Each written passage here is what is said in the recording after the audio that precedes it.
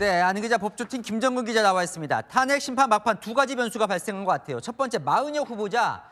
자, 권영세 비대위원장이 최상목 대행에게 임명하지 말라라고 이제 의견까지 냈다는 건데 헌법재판관에 임명이 되는 게 민감한 것 같아요, 그죠? 네, 여권에서 마은혁 후보자를 헌법재판관으로 임명하는 즉시 대통령 탄핵 심판에 인용 한 표가 추가되는 거라고 보고 있습니다. 마은혁 후보자, 일단 야당 추천 후보죠. 진보 성향 판사 모임인 우리법 연구회 출신이라는 점, 판사가 되기 전 사회주의 성향 운동단체인 이른바 인민노련 소속이었다는 점도 근거로 들고 있습니다.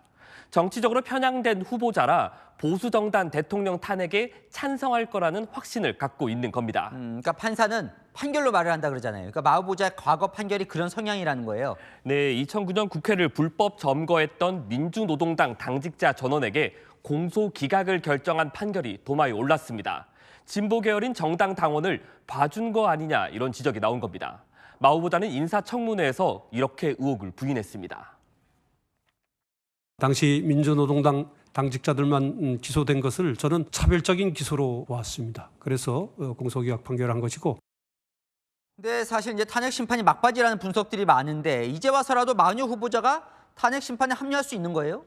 네, 늦어도 탄핵 심판 변론 절차가 끝나기 전에는 합류해야 선고 참여가 가능합니다. 헌재는 오는 20일까지 윤 대통령 탄핵 심판 변론 기일을 잡아놨는데요. 대통령 측 요청대로 25일로 미뤄진다고 해도 마 후보자가 그 전엔 헌법재판관이 돼야 선고에 참여할 수 있을 겁니다. 하지만 마 후보자가 임명 보류가 위헌인지에 대한 헌재의 선고 시점도 미정인 상황인 만큼 마 후보자의 탄핵 심판 합류 현실적으로 어렵습니다. 아, 그러면 현재로는 8인 체제로 결론 내는 게 유력한 거네요. 네, 사실상 8인 재판관 체제로 탄핵 심판 선고가 내려질 걸로 보이는데요. 9인 체제를 완성해 선고할 방법이 없진 않습니다. 마 후보자가 재판관에 임명되면 다시 추가로 변론 날짜를 잡아 사실상 재판을 새로 하는 건데요. 이 경우 탄핵 심판 선고는 기약 없이 미뤄질 수 있습니다. 자, 막판 변수 또 이 김현태 육군 707 특임단장이 오늘 국회에 나왔던데 변수로 또 부상하는 것 같습니다. 네, 김현태 707 특임단장은 12.3 비상계엄 당시 부대원들과 함께 국회로 진입했던 실무 장교입니다. 비상계엄 직후 기자회견에선 이런 말을 했죠. 국회의원들이 모이고 있단다. 150명을 넘으면 안 된단다. 막아라. 안 되면 들어가서 끌어낼 수 있겠냐. 뭐 이런 뉘앙스였습니다.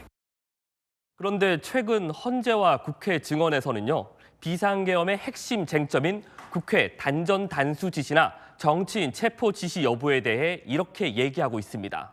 단전 단수 지시 받았지만 직속 상관인 곽종근 당시 특전사령관의 지시였고 정치인 체포 지시는 받은 적이 없었단 거죠. 자신은 국회 봉쇄나 정치인 체포 지시를 일절 내린 적 없다고 주장해온 윤 대통령 측 입장에 김 단장 증언이 힘을 실어주는 모양새입니다.